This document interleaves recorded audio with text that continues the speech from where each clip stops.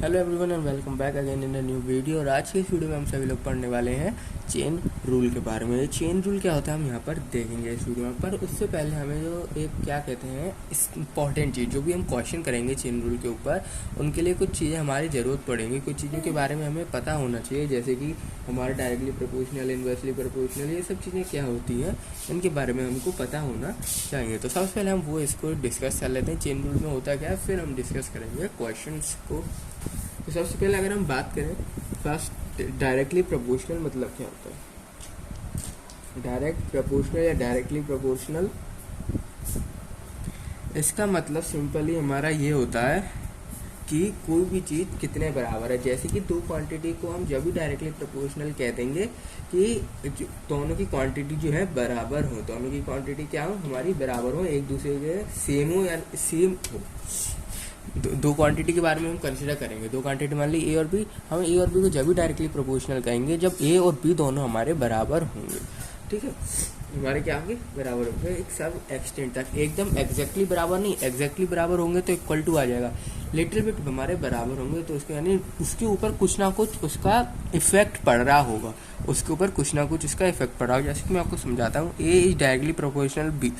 हम ये चीज़ जब भी कह सकते हैं जब ए का इफेक्ट कुछ ना कुछ हमारा बी में पड़ रहा हो। ए का इफेक्ट कुछ ना कुछ हमारा बी में पड़ रहा है, नहीं बी को अगर हम चेंज करें तो ए में भी वैल्यू चेंज हो रही हो, ए में भी वैल्यू चेंज हो रही हो, तो हम कहते हैं डायरेक्टली प्रोपोर्शनल। अगर इसको आपको डिफाइन करना है तो हम इसको इस तरीके से डिफाइन कर सकते हैं, two quantity are said to be, two quantities are said to be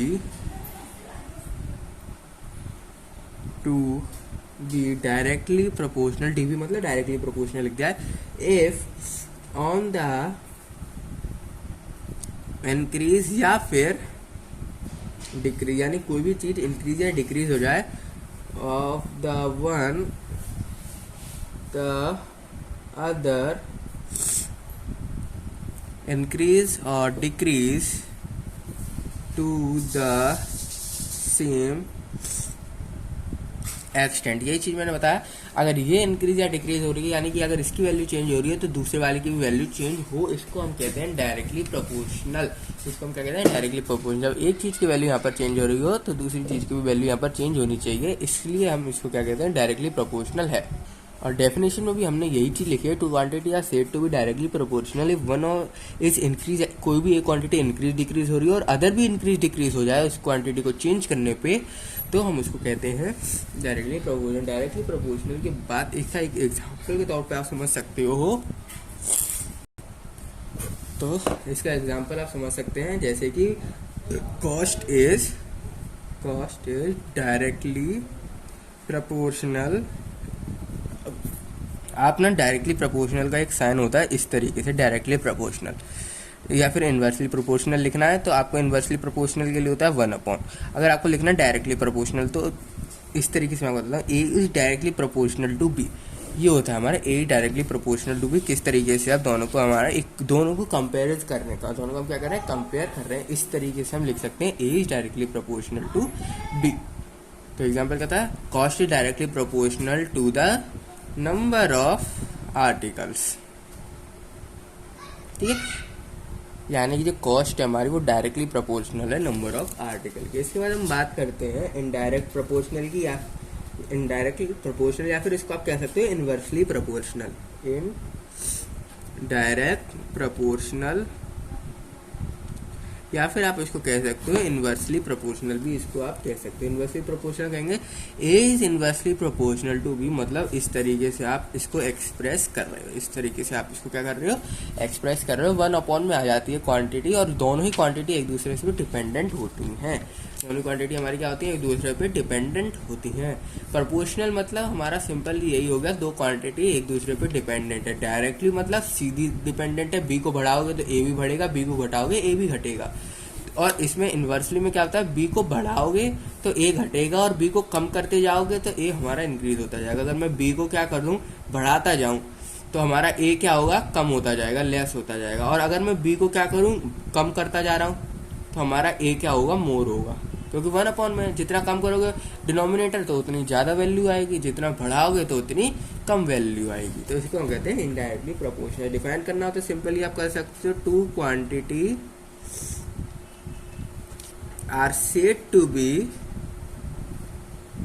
indirect proportional या फिर इनडायरेक्टली प्रोपोर्शनल या इनवर्सली प्रोपोर्शनल। इनडायरेक्ट प्रोपोर्शनल को आप क्या कह सकते हो, इनवर्सली प्रोपोर्शनल भी कह सकते हो।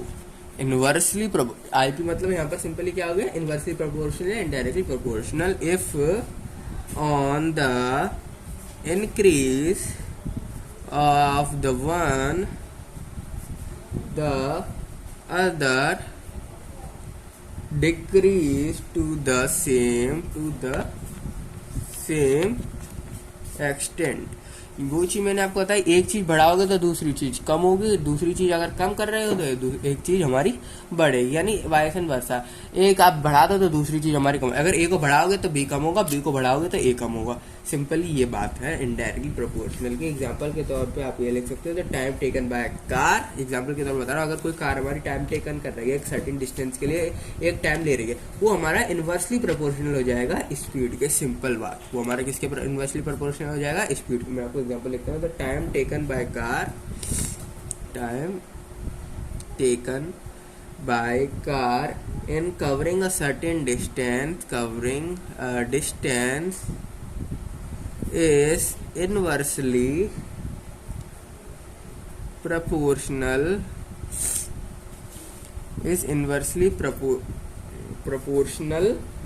to the speed of the car।